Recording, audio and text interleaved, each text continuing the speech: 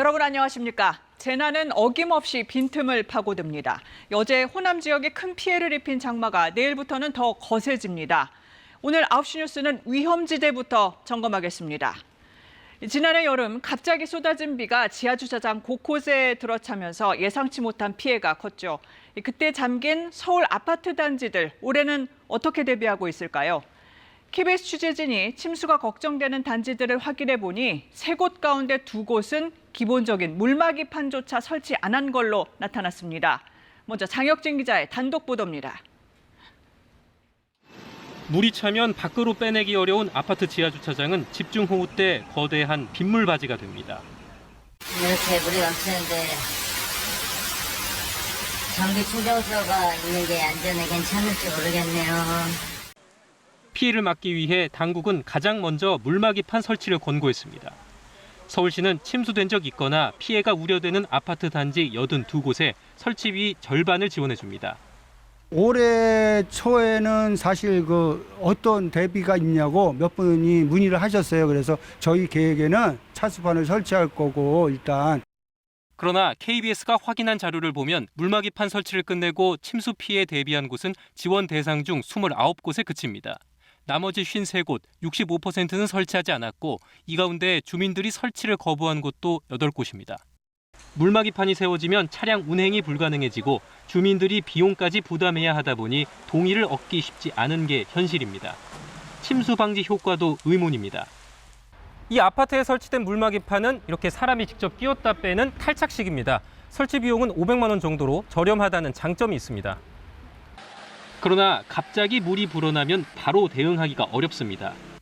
20초면 자동으로 닫히는 기계식의 효과가 더 좋지만 침수 피해를 본 서울 아파트 단지 5곳 중 이런 기계식을 설치한 단지는 한 곳에 불과합니다. 3천만 원 넘는 비용이 문제입니다. 침수 이력이 있거나 침수 위험 지역으로 지금 구분이 돼 있기 때문에 선택적으로 이제 지원 비율 같은 것들을 좀 조정을 해가지고 차등화하는 것도 고민해 볼 필요가 있을 것 같습니다. 정부가 지하주차장 물막이판 설치 의무화를 추진 중이지만 이를 거부해도 과태료가 500만 원에 불과한 만큼 계속 설치를 미루는 아파트가 생길 가능성은 여전히 남아 있습니다. KBS 뉴스 장혁진입니다.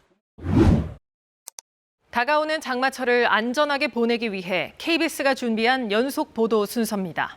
기록적 폭우가 왔던 지난해 8월 서울 신림동에서 반지하 주택이 물에 잠겨 3명이 숨졌습니다. 이후 10달이 지났지만 침수 방지 시설이 제대로 설치된 반지하는 여전히 찾아보기 어렵습니다. 이희연 기자가 현장 취재했습니다. 3년 전 2 자녀와 반지하 집에 들어온 김모 씨. 지난해 폭우가 내리면서 하수구가 역류해 집안이 옷으로 가득 찼습니다. 지난달 구청 지원으로 역류 방지 밸브를 설치하긴 했지만 시시각각 다가오는 장마철이 두렵습니다. 저게 잘 작동을 해주면 좋은 건데 비가 조금이라도 많이 오거나 하면 깜짝깜짝 놀래요. 그래도 김 씨는 그나마 상황이 나은 편입니다. 이 반지하 주택은 폭우 때 산사태로 흙이 집안까지 밀려 들어왔지만 물막이판 설치도 안 돼 있습니다. 뒷산에선 여전히 보수 공사가 진행 중입니다. 따로 연락받아서 설치하거나 이런 건 없어요. 비 오고 이러면 또 내려오는 거 아닌가? 지난해 폭우로 침수 피해가 컸던 반지하 주택가를 찾아 대비 상황을 직접 점검해봤습니다. 빗물바지는 덮개를 얹거나 갑작스런 폭우에 대비할 수 없고 탈출구로 쓸 수 있는 개폐식 방범창도 없습니다. 빗물을 막는 차수판도 없거나 있어도 엉성한 수준입니다. 차수판 잘못 설치하셨어요. 이렇게 될 경우에는 물이 계단 밑으로 들어온 상황이라면 사실상 설치하는 의미가 없기 때문에. 지난해 서울시에서 침수 피해를 입은 건 1만 9천 가구. 하지만 침수 방지 시설이 설치된 건 이 중 3분의 1도 안 되는 6천 가구뿐입니다. 서울시가 이달 말까지 추가 설치 목표치를 모두 채운다 해도 대상의 60%밖에 안 됩니다. 세입자 동의도 받고 집주인 동의도 받고 고가점들이 조금 시간이 걸려요. 연락하면 안 되는 경우도. 피해를 완벽하게 예방할 수 없다면 대피책이라도 서둘러야 할 때입니다. 이주하거나 잠시 머물 수 있는 공간조차도 좀 어려운 부분이 있었고 임시적으로 지원하거나 수용할 수 있는 매뉴얼들이 조금은 좀 촘촘하게. 전국의 반지하 가구는 32만, 이 중 20만 가구가 서울에 있습니다. 올해 장마철에도 반지하에서 불안과 싸워야 하는 사람들입니다. KBS 뉴스 이희연입니다. 지난해 집중호우로 반지하 주택들이 침수돼 주민들이 목숨을 잃은 안타까운 사건 기억하실 겁니다. 이런 참변 다시는 없어야 할 텐데 벌써 다음 달이면 장마철이 돌아오고 올여름도 한반도에는 많은 비가 내릴 수 있다고 합니다. 피해를 막기 위해서 서울시가 물막이판을 설치하고 있는데요. 올해는 안전하게 지날 수 있을까요? 친절한 뉴스 오승목 기자입니다. 지난해 여름 수도권을 비롯한 중부지방에 내린 집중호우로 인명사고 등 큰 피해가 있었죠. 특히 반지하 주택이 갑자기 물에 잠겨 집 안에 있던 일가족이 숨지는 일도 있었습니다. 올 여름도 걱정입니다. 태평양 남쪽 바닷물 온도가 높아지는 엘니뇨 현상 등 기상 이변에 한반도 집중호우로 대형 홍수 피해 경고도 나옵니다. 여름철마다 반복되는 호우 피해를 막기 위해 사전 점검과 대비 필수적인데요. 가장 취약한 곳이 바로 반지하 주택입니다. 반지하 주택 창문에 은색판이 붙어 있습니다. 폭우로 불어나는 빗물이 집 안으로 들어오는 걸 막기 위해 물막이판을 설치한 겁니다. 베란다 부분에 이제 세탁기나 이런 또 여러 가지 물건들을 놓는데 이런 부분도 잘못하면은 물이 들어갈 수 있기 때문에 쇠창살 같은 방범창은 열고 닫을 수 있게 개조했습니다. 지난해 반지하 사망 사고 당시 집 안이 침수됐는데도 방범창 때문에 탈출은 물론 구조도 어렵다는 사실이 드러났기 때문입니다. 주 현관문이 안 열리게 되죠. 그렇죠. 그러면 이제 유일한 탈출구가 창문이 돼요.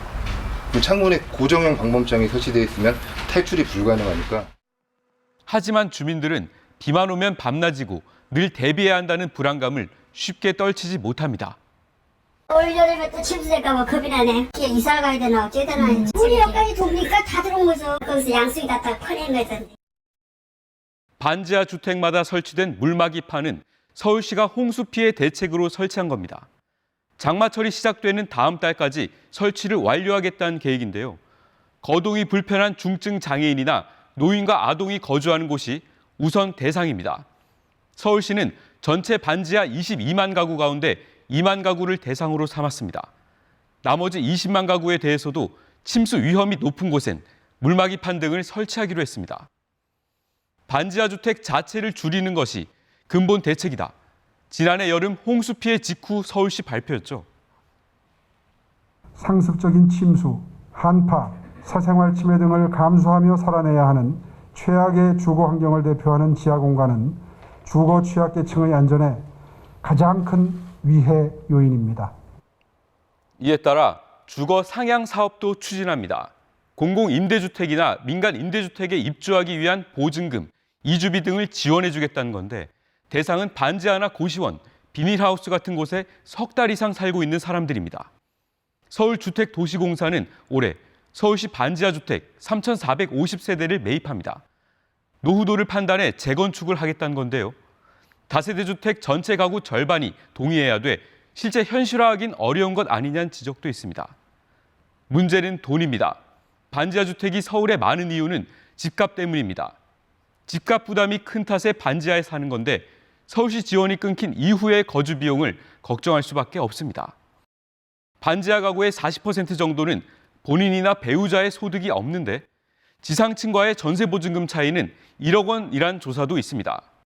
홍수 피해로 당장 집을 떠나도 다시 반지하 방으로 돌아갈 수밖에 없는 이유입니다. 지상으로 보금자리를 옮기겠다는 꿈.